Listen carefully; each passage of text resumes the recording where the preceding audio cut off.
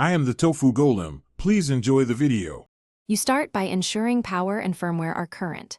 First, put fresh batteries or a charged pack in the controller.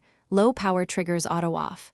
Once done, open the Xbox Accessories app on console or PC and update the controller firmware. This fixes sleep bugs. Next, connect a quality USB cable. A wired connection forces continuous power, which stops automatic shutdown.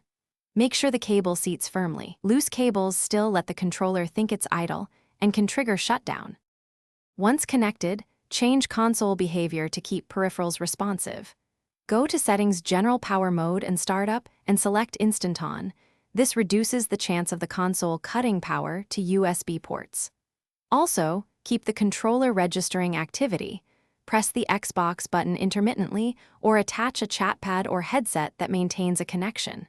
If you need multiple devices, use a powered USB hub or an official Play and Charge kit, so the controller always receives stable power and never drops to sleep mid-game. Finish by verifying hardware and pairing. If the controller still turns off, perform a hard reset. Hold the Xbox button for 10 seconds to power down, then restart and repair by pressing the sync buttons. Make sure you test different batteries or a known good USB cable. Defective cells or cables cause false idle detection. If one controller shows the issue but others do not, you likely have a hardware fault. Contact Xbox support or replace the battery pack. One key tip: check for intermittent cable connections first. They are the most common culprit. Thanks for watching. Consider subscribing if we helped you today.